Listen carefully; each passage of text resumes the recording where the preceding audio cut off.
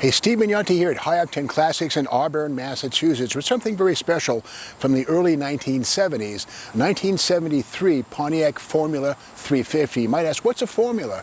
Well, basically it was a step between the regular Firebird and the Trans Am in performance and handling. And also, believe it or not, these were very popular with guys who didn't want to pay the extra surcharge for insurance on a Trans Am, which is a higher risk, according to the insurance companies, for theft and damage due to excessive speed and aggressive driving. And the Formula was similar to the Trans Am in many ways. Heavy-duty suspension, always a V8, no 6 cylinders, and it was 350s, 455s and 400s in Formula land. This one here is a Formula 350, the entry-level model, which arrived in 1973, replacing the Formula 400 of 1972 as the entry-level Formula. There was never a Formula, anything with a 6-cylinder engine. With that said, the Trans Am also had a shaker. The Formula had a fiberglass hood right here. And of course, the front fender air extractors seen on the Trans Am only were absent from the Formula, as was the chin spoiler and fender flares that would have been found on Trans Am, but not on Formulas. With that said, though, a very popular car. This one has been dressed out with some tributes, some nods to the 1969 original Pontiac Trans Am, the first gen, which was cameo white and lucerne blue. The two-tone paint treatment here was not available from 1972 Firebird as in a Formula or the Trans Am. But with that said, it sort of pays tribute to the 1969 debut edition Pontiac Trans Am. A different car, but very similar in many ways. Let's look under the hood and see what that 350 looks like. Before I lift the hood, let's have a look at the nose. In fact, 1973 was the final year for the beak, as it were, replaced by the shovel nose fascia of 1974, which was a nod to the federal regulations for bumper safety and damage-free bumpers. With that said, this is a urethane-coated steel part, very attractive, but again, for 1974, it was sort of watered down with what they called a shovel nose. Similar, but not the same. Okay, under this fiberglass hood, and yes, it is fiberglass, not a Corvette, this is a fiberglass hood from the factory on all Formulas. And let's take a peek at that 350 engine. And yeah, what an attractive piece this is. And this actually is an aftermarket intake manifold. It's an Edelbrock, I believe, with an Edelbrock 4-barrel carburetor, factory AC. Of course, disc brakes up front, drums in the back, which was standard fare on the Formula.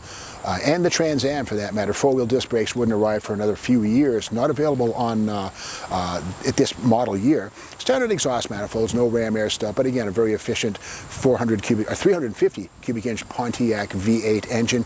Probably something like, I would say, darn near 300 horsepower with the add-on carburetor and induction versus the Rochester Quadrajet this would have had from the factory, which is not a bad thing, but this is an improvement in terms of power. And of course the cross-flow radiator, nice efficient design. And one thing I was puzzled on Trans Ams and Firebirds in general was these struts right here. These are struts between the radiator wall and the inner fenders. They look like they're pieces of scrap metal. They're not. They're thick, flat steel bars on each side, and they're certainly structural. An engineer came up with these, but it wasn't very pretty, but it certainly does the job.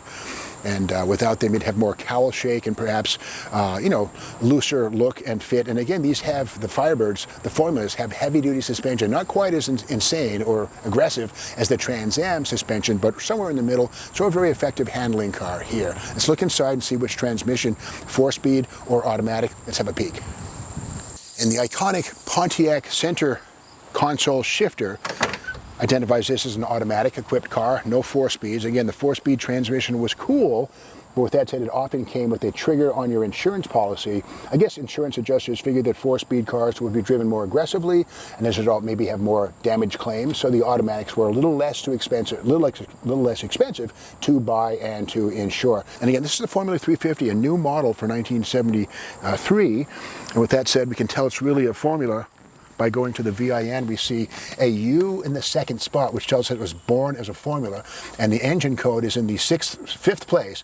We see an N, which means 354 barrel, dual exhaust, nothing wrong with that. And again, it's a more insurable drivetrain package than would be a 455, 4-speed in one of these things, which would have been probably your car payment and your insurance payment would be about the same number if you were under 30 years old back in the day, when the muscle car craze was kind of winding down.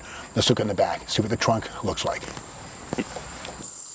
While the deck lid spoiler was standard on Trans Am, it was an option on the Formula. You paid a little extra for the SCCA designed, wind tunnel designed trunk spoiler, which would exert some downforce at race speeds, but on the open road, it would kind of let the person behind you know that he was driving or riding behind a very special Firebird. Let's pop the trunk lid, and again, we see the light blue paint here, which is sort of a freestyle touch, not factory equipment, but again, it pays tribute to the 1969 debut edition Trans Am, which was lucerne blue and cameo white, and nice attractive two-tone, and nicely done. Whoever painted this on here, it's well done. I like it.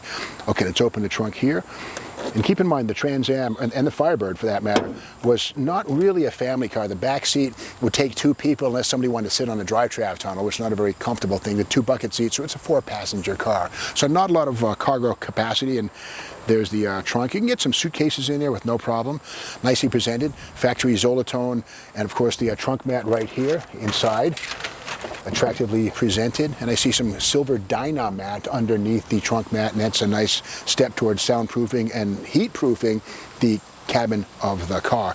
Bumper's also been painted to match the urethane front bumper. This would have been chrome from the factory, but that's okay. It's nice to have some freestyle nods to Pontiac Trans Am history and the legacy of them. Now, one thing we don't see on this one is the wheel arch spoilers, which would have been factory issue on a Trans Am, but the wheel arch spoilers never came on the formula. You can even pay extra for them, so we don't see them on this car. It kind of gives the car a cleaner look without the extensions around the front of the wheel opening right here, which we find on a Trans Am. And also the wheels on this are later, we call them a snowflake aluminum wheels, and again, they're painted with lucerne blue. A nice touch, a custom touch, but again, nice aluminum wheels. They're 15 inches, and the formula would have had a 14-inch tire combination from the factory. Only the Trans Am would have had the 15-inch wheel or tire combination from the factory. But again, really attractive piece, great looking car. And again, this one does have the rain drip moldings here. One complaint on most Camaros and Firebirds is that when you, on a rainy day, if you roll the window, the water comes down right on your shoulder. But this helps to prevent that. It channels the water away from your shoulder and the inside of the car. And beautiful car. And remember, this is a fiberglass hood, something that very rarely seen in production cars, and standard on all formulas, 350 and 400 and 455. There's actually a Formula 400 and a Formula 455, but with ever larger engines, you paid more for insurance. So this is basically the car that somebody bought who didn't want to get killed on insurance.